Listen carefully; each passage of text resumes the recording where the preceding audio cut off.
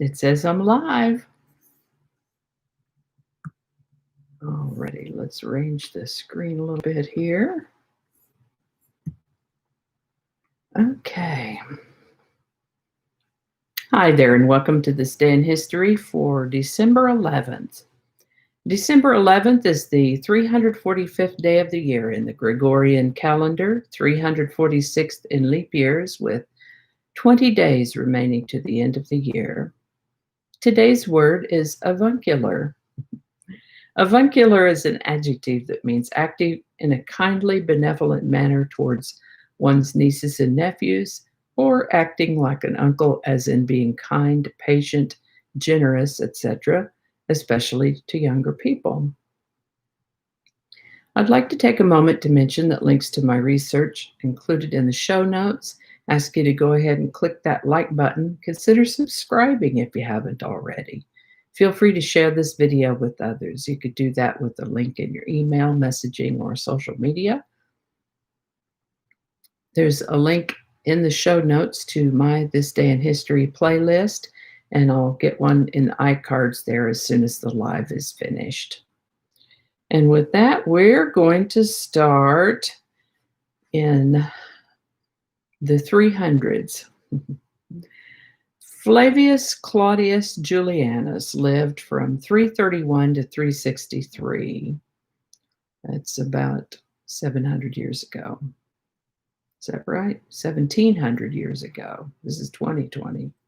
This is the 2000s, and that was the 300s, so 1700 years ago. Commonly known as the Emperor Julian, he was also a philosopher and an author in Greek. He rejected Christianity, which caused him to be known as Julian the Apostate. In those days, the Roman Empire was huge. We've talked about this before. Julian had been put in charge of the western provinces by Emperor Constantius II. Seems like there was always some fighting going on somewhere, whether it was along one perimeter or another, or internal civil war. And in those days, the man in charge led the charge. And what I mean by that is that kings and emperors themselves went to war. They led the charge, which tended to cause them to die sooner. Where are we now? Interesting to note that Constantius, I'm not accustomed to these ancient Roman names so much, Constantius II appointed Julianus to be in charge of the western regions, but the two of them didn't really get along all that well. Looked like they were fixing to have a big old showdown of their own between the two of them, but that never happened quite. Constantius became very ill in November of 361, and perhaps he knew he was dying because he'd named Julian as his rightful successor before he died. And so it is that on December 11th, in the year 361, Julian entered Constantinople as the sole emperor of the Roman Empire. On December 11th, 1815, the U.S. Senate created a select committee on finance and a uniform national currency, predecessor of the United States Senate Committee on Finance. Indiana became the 19th U.S. state on December 11, 1816. This is the birthday of French conductor, composer, and critic Hector Berlioz, born December 11, 1803. He lived to the age of 65. This is the birthday of American lawyer and politician Fiorello La Guardia, born December 11, 1882. He was the 99th mayor of New York City. He was mayor of New York City when they built the airport that bears his name. Fiorello La Guardia lived to the age of 64. Ooh, big fire almost completely destroyed the New Zealand Parliament buildings on December 11, 1907.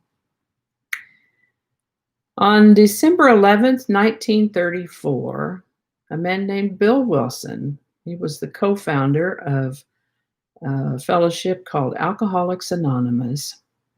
On December 11, 1934, Bill Wilson took his last drink and entered treatment for the final time.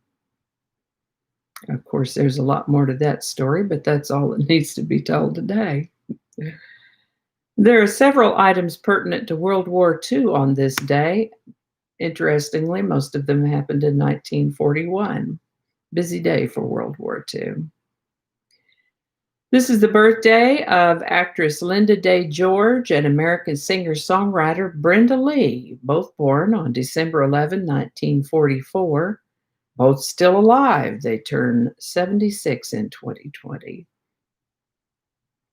This is the birthday of American singer and songwriter Jermaine Jackson, born not November. Why do I do that? I'm still stuck in November. December. Jermaine Jackson, born December 11th, 1954. Part of the very famous Jackson family. He was part of the Jackson 5 in the 60s and 70s, and as far as I can tell, still working. He turns 66 in 2020. Apollo 17 became the sixth and final Apollo mission to land on the moon in December 11, 1972. The Lufthansa heist was committed on December 11, 1978 by a group led by Lucchese family associate Jimmy Burke. Was the largest cash robbery ever committed on American soil at that time.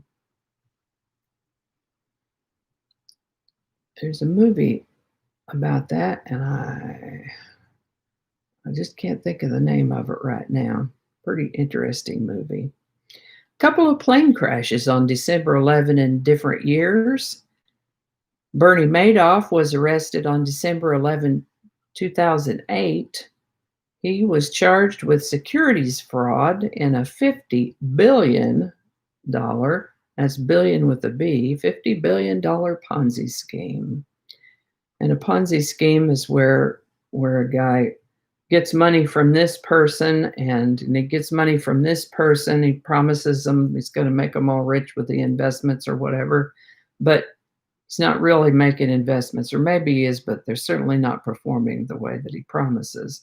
So he takes the money that he gets from the last guy to pay the second guy, and then and so on. It's named after someone who did this, named Ponzi. I'm sure that that particular type of fraud has been around for a lot longer than it has been so named. But anyway, Bernie Madoff was arrested on December 11, 2008, charged with securities fraud in a $50 billion Ponzi scheme. Mercy. And that is all I have for you today. I hope you learned something you didn't know before. I know I sure did. I always do. As always, again, links to my research are included in the show notes. Thanks for watching. Be sure and give it a like and subscribe if you haven't already. Feel free to share this video. And I guess that's it.